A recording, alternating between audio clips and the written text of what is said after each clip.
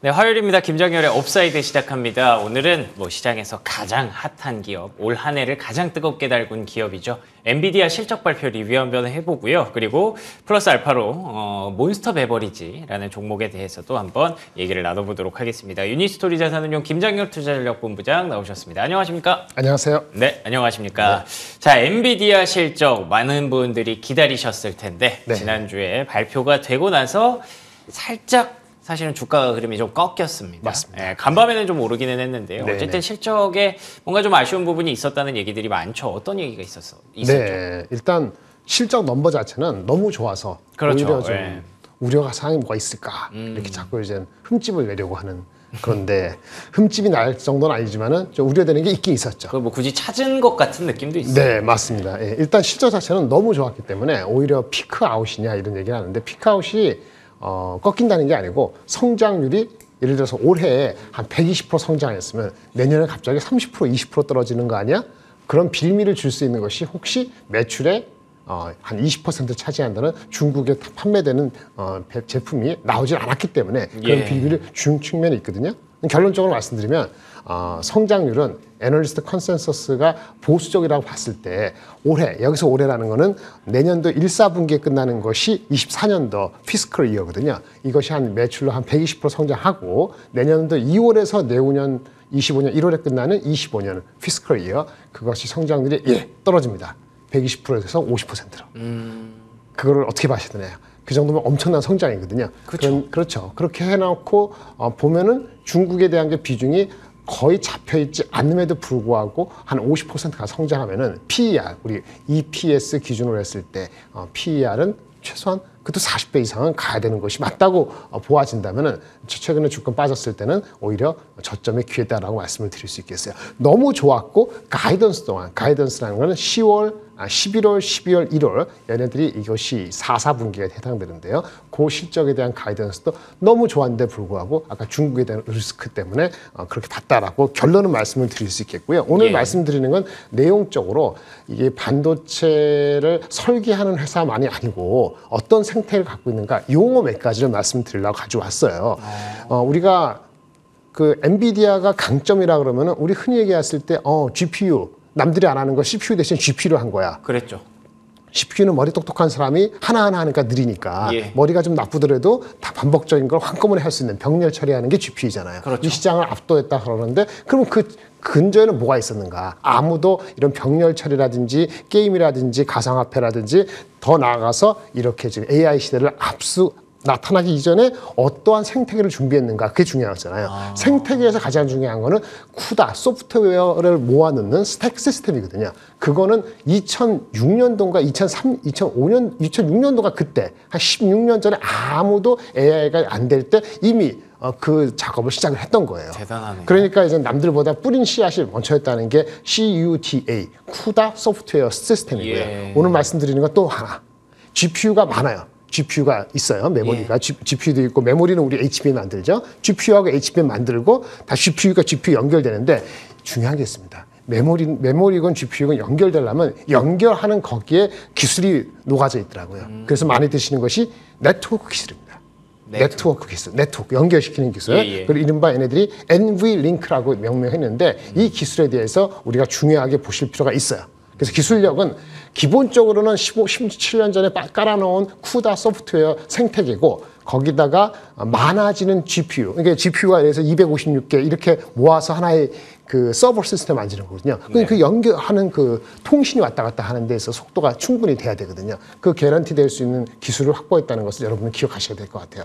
그래서 NVLink라는 네트워크 기술을 하고 그다음에 다양한 소프트웨어 중에 하나가 LLM, 라지 랭귀지 모델에 특화된 또 소프트웨어 기술이 있어요. 그래서 통신 네트워크하고 LMN 소프트웨어 기술의 보완으로 인해서 경쟁력이 강화됐다는 측면이에요. 이게 무슨 얘기냐면 지금은 학습론 AI가 대세잖아요. 근데 결국은 지금은 이제 결국은 추론형 많은 데이터를 가지고 웨이트를 가지고 데이터를 넣어가지고 하나의 학습을 시켜놨어요. 근데 그 다음 단계 되면 그걸 가지고 입력을 넣었을 때 결과를 추론하는 추론 단계의 AI가 많이 필요하거든요. 그래야죠. 그렇게 할 때 얘네들이 부족할 수 있다고 느끼는 것이 아까 말한 라지 랭귀지 모델의 소프트웨어하고 네트워크 기술을 이거를 보완을 더 해나가고 있다는 그 포인트에 우리가 좀 집중을 할 필요가 있고요. 이런 측면에서는 아까 쿠다를 미리 깔았고 그다음에 이런 걸 보완했다는 측면에서는 아마 AMD고 다른 업체들이 열심히 따라올라 하지만 당분간은 엔비디아가 계속 고공행진을 할 수밖에 없다. 기술적인 측면에서는 그렇게 말씀을 드리고 싶습니다. 오늘 이것만 딱 기억하시면 될 것 같아요. 알겠습니다. 우리가 다 생각하는 게 지금 엔비디아가 AI 인프라를 깔기 위해서 데이터 센터에 어마무시한 GPU가 들어가기 때문에 그 매출과 숫자만 좀 얘기를 하고 있는데 그것보다도 앞서서 이 상황을 만들었던 빌드업의 최초에 있었던 소프트웨어 얘기를 좀 해보자면 또 다른 세상을 우리가 생각할 수 있기 때문에 이렇게 된다면 현재 엔비디아 주가가 좀 꺾이는 것도 큰 의미가 없다라고 생각할 수도 있을 것 같아요. 네, 맞습니다. 예. 아주 정확히 다시 정리를 해주셨는데 그래프를 한번 볼까요? 예. 이 친구 우리 엔비디아 주가가 과거 한 5년간 주가를 보세요. 좌측에 보시면 12개월 선행 PER 기준으로 높아질 때 한 6, 70배 오버됐었죠. 예. 그리고 내려갔을 때가 얼마였습니까? 30배 이하일 때는 결국은 기회였거든요. 이것이 지금 30배 이하예요. 지금 30배 이하예요? 예. 그럼 얘기 끝난 거죠. 그리고 물론 그 다른 주식 시장에서 이게 반도체에 있으니까 다른 반도체 주식 SOX 대비해서 밸류에이션 프림이 너무 많으면 좀 벌어졌는데 지금 거의 맞다 왔잖아요. 그냥 기회인 거죠. 그런 측면에 말씀을 드릴 수 있겠고 애널리스트 리포트를 뭐 주가가 470, 80불인데 600불, 700불 이렇게 얘기하고 있잖아요. 그 625으로 보지 말고 제가 골드만삭스 특별히 좋아하는 거 아닌데 글을 정리한 건 좋아요. 한번 보실까요? 예. 골드만삭스에서 605불을 625불 3% 올렸는데 여기 중요한 게 첫 번째 거예요. 이 환경이 컴퓨팅 환경. 그다음에 네트워킹 또 나오죠. 네트워킹, 컴퓨팅 파워가 중요하고 네트워킹 중요한데 이 네트워킹 환경과 컴퓨터가 둘 다 제품이 엄청나게 빨리 바뀐다는 거예요. 주기가. 핵심을 제대로 보고 있네요. 골드만삭스가. 그러니까 엄청나게 빨리 바뀌고 있다. 빨리 바뀌는 거 대비하려면 제품의 플랫폼이 다양해야 돼요. 예. 그런 걸 얘가 준비되고 있다 강조하는 거예요. 예. 그 예로서 맨 밑에 AI를 만들고 싶어하는 모든 업체들한테 그 업체들의 테일러드된 맞춤형 서비스, 그걸 AI 파운드리, 반도체 네네. 파운드리 아닙니다. AI를 만들고 싶어하는 사람한테 내가 서비스 하나의 풀 스펙트럼을 제공을 하기 위해서 하드웨어를 더 강화했을 뿐만 아니고 여기 나오죠. 소프트웨어, TensorRT LLM. 이런 도입하면서 조그만 업체들도 AI를 자기네 그 맞게끔 하는데 얘네가 툴을 제공하는 거예요. 그래서 이거를 딱 골드만삭스는 찍었던 거고요. 실제 여기 보시면 이런 게 있어요. 보실까요?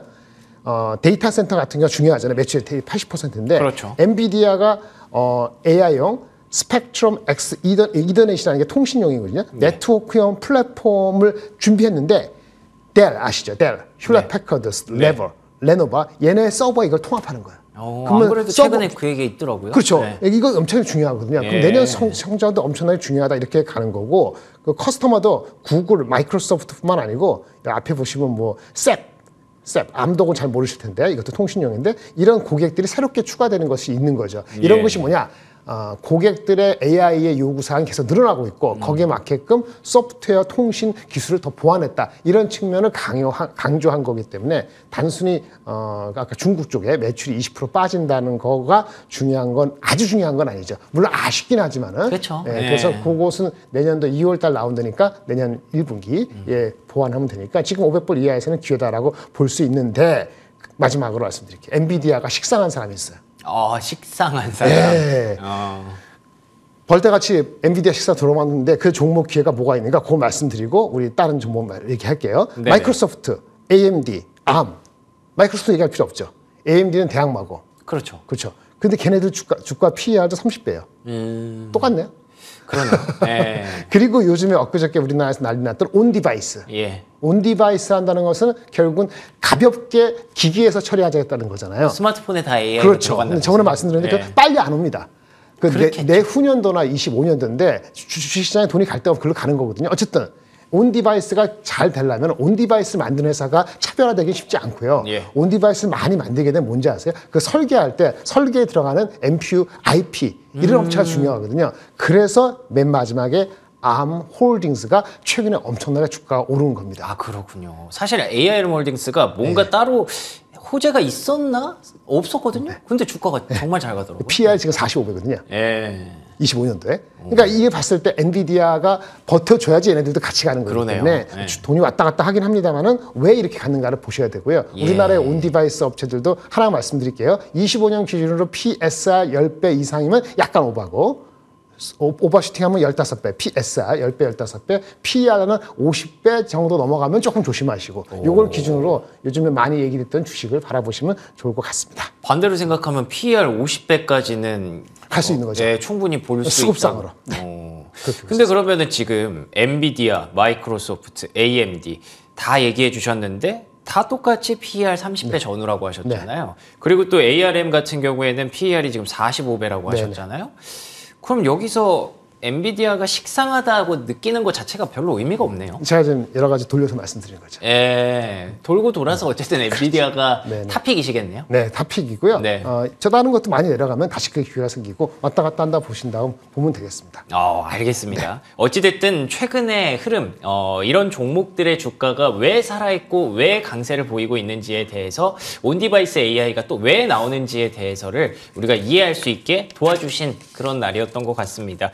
네트워크 그리고 NV링크 이런 소프트웨어 쪽에서 엔비디아가 갖고 있는 그동안 갖고 왔던 장점들이 이제는 시장의 주목을 받기 시작했다라는 관점에서 종목들이 확산되고 있다는 걸 여러분이 이해하시면 될 것 같고요. 어찌됐든 돌고 돌아서 탑픽은 엔비디아였네요. 자, 그러면 앞서 말씀드린 것처럼 몬스터 베버리지 얘기를 좀 해보도록 하겠습니다. 엔비디아 얘기를 하다가 갑자기 음료수 얘기를 하니까 왜 이 얘기가 나왔는지 궁금한데 네. 어떤 기업인가요? 네, 몬스터 베버리지니까 음식 마시는 거죠. 그쵸. 레드불. 예. 레드불은 다 아실 겁니다. 레드불하고 쌍벽을 이루는 회사입니다. 레드불이 미국 시장에서 그러니까 에너지 음료수, 드링크, 거기서 레드불이 거의 한 40% 마켓시어고 예. 몬스터 베버리지가 한 10% 차는 30% 정도 마켓시어니까 앞서는 회사죠. 뒤져 있죠. 근데 몬스터 베버리지 가져온 이유는 첫 번째 이런 그 음식료나 이런 거 회사들은 마찬가지로 성장의 동력을 새로 찾기가 어렵거든요. 예. M&A를 보통 해요. M&A 이슈가 있었고요. 예. 그게 이제 효과를 발휘할 수 있다는 거 하나고, 그다음에 실적을 보니까 마진이 확대되고 있다. 의외로 그거 하고, 세 번째 밸류에이션도 아직 비싸지 않다.